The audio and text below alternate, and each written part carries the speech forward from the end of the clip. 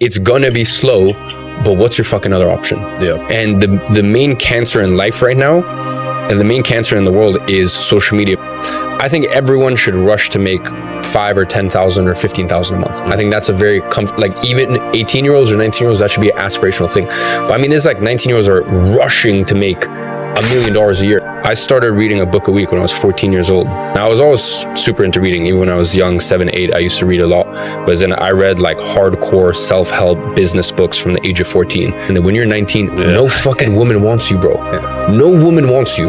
When you're 21 years old in a rush to become a millionaire because you think it's going to get you all these chicks, just understand you're competing against guys who are like 30, 32. You have no chance. You're fucked. Delay dating as much as you can. Go make something of yourself first. Iman Gadzhi, a 24-year-old multimillionaire with a net worth estimated around $85 million and a combined following of over 5 million people on Instagram and YouTube. Not even the sky is the limit for this guy. Keep watching to witness the true story of Mr. Gadzhi. Iman was born in Dagestan, a region in Russia known for its rugged landscapes and resilient people. Growing up, life wasn't exactly easy.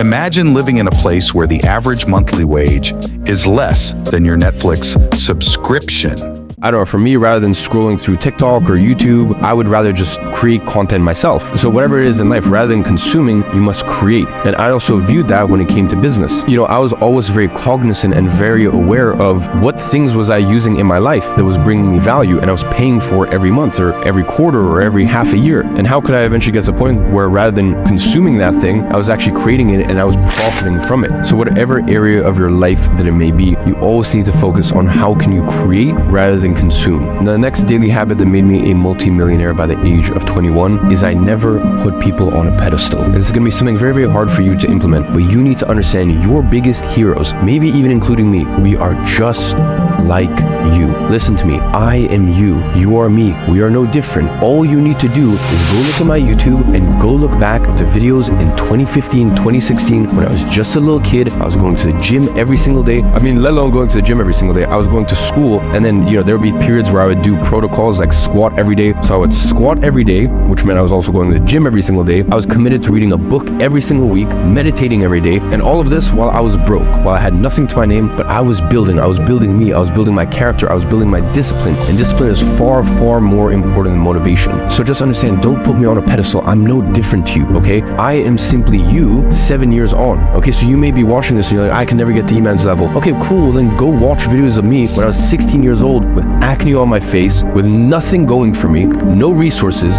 nothing in my corner, no ammunition, no firepower, except for discipline and a belief in a future vision. And if you have those two things, then you are going to make it. As long as you stop looking at this like, maybe I can get rich by the summer, or hey, maybe, you know, if I try this for 90 days, you know, it might work out. Rather than looking like that, instead, you need to look in 5-year, 10-year terms. And if you can do that, if you can commit to being better day by day for the next 5, 10, 15, 20 years, then you're going to be so far ahead of the competition because most people are simply not patient enough. So understand, when you watch my videos, we're the same. All it is confidence comes from competence. When you are competent at something, when you know you're good at something because you've done it for so long, then of course you're going to be confident. Of course, I sit down at my desk, I walk through life, I do all these things because I have been through the ringer. But in order to get to this position, you have to put one foot forward in front of the other. And you're not going to be able to do that if you think that there's some intrinsic thing that's different from me compared to you, or maybe another person you look up to compared to you. We're all the same. Fast forward to his teenage years, Iman moved to London with his mom and stepdad. School wasn't his thing, and let's be real, we can all relate to that one boring math class. At 17, he dropped out of school, not because he was failing, but because he had bigger plans. So, what does a 17-year-old dropout do? Start a business, of course. Iman began his journey with a fitness coaching business. Yep, you heard that right. Before he was teaching people how to scale their agencies, he was teaching them how to scale their biceps.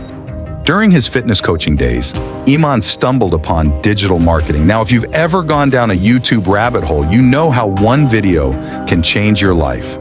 For Iman, it was discovering the power of social media marketing. He realized businesses would pay big bucks to reach new customers online. Iman quickly pivoted and founded IAG Media, a social media marketing agency. And boy, did it take off.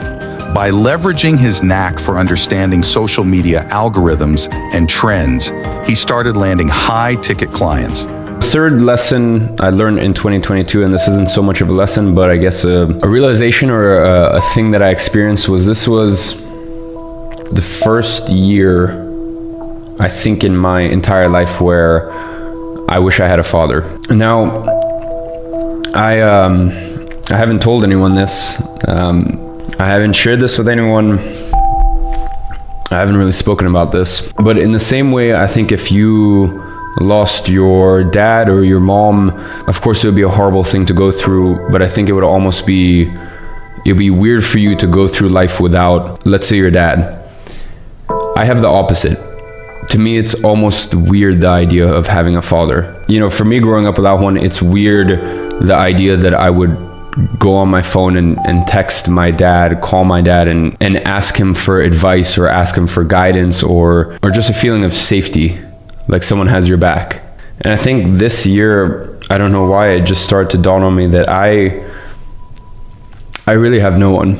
I really am alone in this. There's no one that I can call. There's no one I can turn to. And I think even if I had a dad, he probably wouldn't be able to understand the things that I have to go through on a daily basis, the pressures, the crazy things I have to deal with, the responsibility that I have on my shoulders at this age. But I think this is the first year where I wish I had someone who shared my blood, who created me, who I could call, even if he didn't know what it was like to run multiple companies, just someone to call, I think I'm just going around in circles. I think I just realized this year, like, I don't have a dad. I never have. Basically, my biological father, he was alcoholic, abusive. So my mom tells me the craziest stories about that. And the reason it's funny is not because of the things she went through are horrendous. I wouldn't wish it on my worst enemy. The reason I laugh is because my mom is just so Russian, the way that she tells me.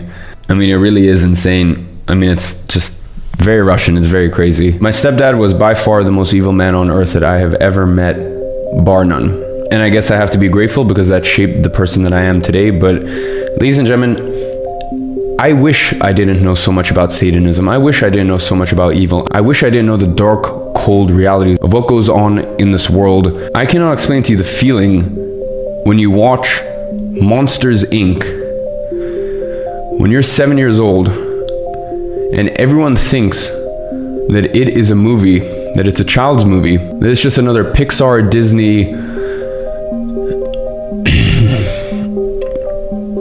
that it's just a friendly Pixar, Disney movie, and you're 7 years old and you realize that that movie is about Satanism. You're 7 years old and you realize that just like real evil, just like real Satanism, you think of everything that God is. And I've been very public for very, very many years that I have always believed in God. I've never been an atheist. And the reason I believe in God is because of evil. Because I understand there's dark and there's light.